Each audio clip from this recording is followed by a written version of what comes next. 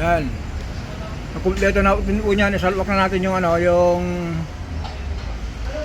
tawag dito, yung cylinder head, timing belt, yung cover na lang. Pero bago tayo ano mga guys, bago natin lagay yung cover na yan, ito, para masigurado, mag-start lang tayo.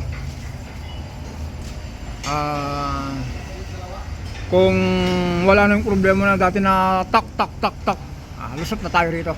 Kaya antin natin, start natin to. Ayan mga guys, sabi ko, kung makumpleto na natin yan, start na tayo. Kasi mga guys, diba sabi ko kanina, andarin ko muna na hindi ko muna ilagay yung cover. Pinandar ko na po yun, hindi ko na pinakita dahil ano nga, matakot tayo sa oras. Ngayon mga guys, andarin natin to.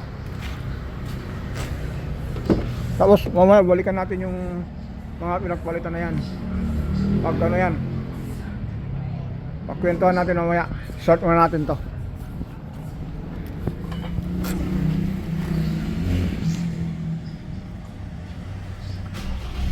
Yun. Kung mapansin nyo mga guys, yung temperature po nito,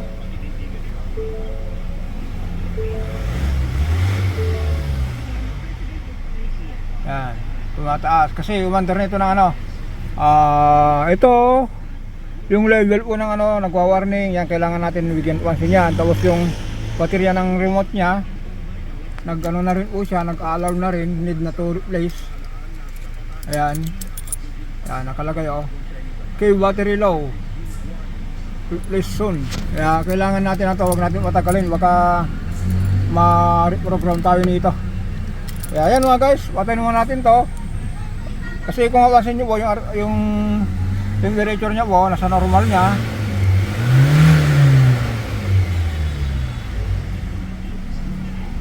Okay, patayin muna natin. Yan. Pagkwentuhan natin yan mga guys, yung ginawa dito. Ito po kasi mga guys, raptor na to, tatlo po ito. Isang pula, ano, isang pula, isang blue, saka isang puti. Kaya nga po hindi mo natin ilagay yung takip. Inobservan ko yung ano, yung bagong timing cover kung magkaroon ng tagas o wala. Kaya kung wala naman po, bukas pwede na natin ilagay ito, itong cover nya. Kasi ang ginawa natin dito mga guys, ulitin natin, top overhaul tayo rito. Nagpalit tayo ng yan, buti na lang meron yung kinukuha natin sa Marikina, kay New Bay, kumpleto sa pyesa. Kung itawag mo sa kanya kailangan mo ng original, meron silang mga supplier na original. Kaya sabi ko, kasi nung nakaraan, kwento na lang tayo rito, meron na siyang pinadalang ganito. Ang problema po, rineject ko kasi binigyan siya ng ano, ng hindi totoong pyesa. Ang kwalatan dahil dito mga guys, ito logo, itong ano, itong barcode. Tapos itong yan, yung binigay sa kanya, walang barcode, wala po nito. Pero nakalagay dito sa kanya, nakalagay din Word. Pero ito mga guys, original to. Ayan, Germany, made in Germany. Head gasket. Yan.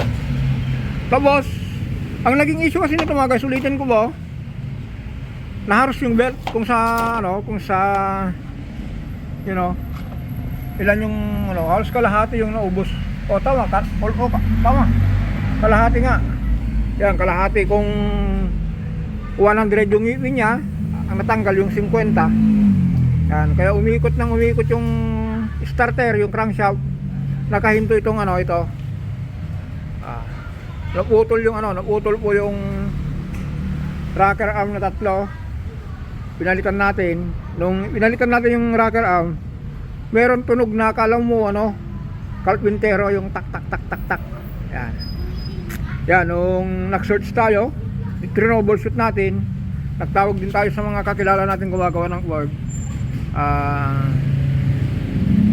Sabi niya, yes, buksan mo yung ano, yung cylinder head.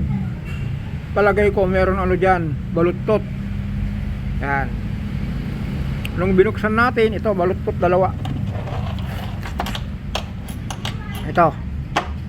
Tapos yung isa naman, yes, nakaka-encounter na ako na diyan. I-pull down muna yung makina. Sabi niya, connecting rod daw. Sabi ko, parang malabo. bakit connecting rod ang lakas ano, kung nakahigop ng tubig, pwede. Pero ito naman, wala naman ano lang to eh, naharos lang ng ngipin niya eh. Kaya umikot yung crankshaft, naiwan yung camshaft.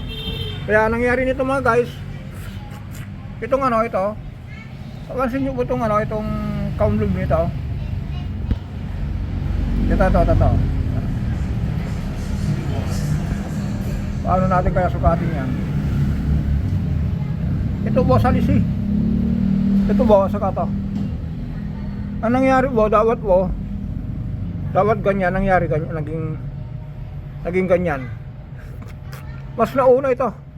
Kaya yung valvula po, ito, pumapalo sa ano, sa piston. Kaya yan po yung ano, yung nagbibigay ng ingay, tok gumaganon.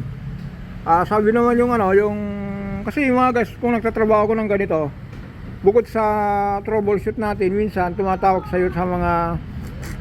mga kaibigan natin, yung payo yung isa, naka-encounter na raw ng ganon, ibaba ko raw yung makina. Sabi ko, parang yatang medyo ano to, kaya nag-troubleshoot ako. Yung isa naman, sabi niya, sigurado yan Jess, ibaba mo yung cylinder head, baka may balutot yan. Pero sabi niya, yung ingay na ganyan, dapat hindi ganyan, dapat palyado lang. Hindi nila napansin mga guys na itong cam loop nito, hindi salisi. Ito nauna siya, ito nahuli. Hindi katulad itong dalawa. Ito ba, saka ito parehas pantay. Tapos yung tres saka yung 4, ito ba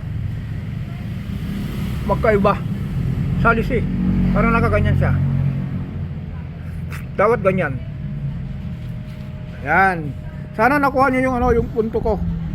Yan, umabot na tayo ng gabi na, pero kailangan po natin i-vlog ito. Sabi ko nga po, magdaldala na lang tayo, kasi hindi ko na po inisa-isa kung paano ko trinabaho ito. Kasi kung isa-isahin po natin to, baka butin tayo ng siyam-siyam. Kung siyam-siyam, ibig sabihin po yan, ito pa naman kailangan na. Dahil kahit marami siyang service, ito kasi ginagamit sa farm. Ulitin natin mga guys, start natin. Ito lang po, kung nabasa nyo po, battery, yung baterya, yung susi ng yan, basahin natin mga guys. Nagbibigay na siya ng reading. Yan, start uli natin. Yan, okay, battery low, replace zone. Yan. Kaya kailangan natin, dapat makita niya attorney. Yun. Yun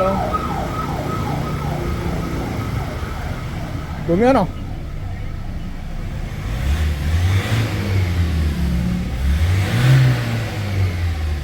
I-check pa natin yan, yung airbag, bakit umiilaw yan. Hindi natin kasi alam ito kung bakit yan, kasi ito mga guys, hinatak ito.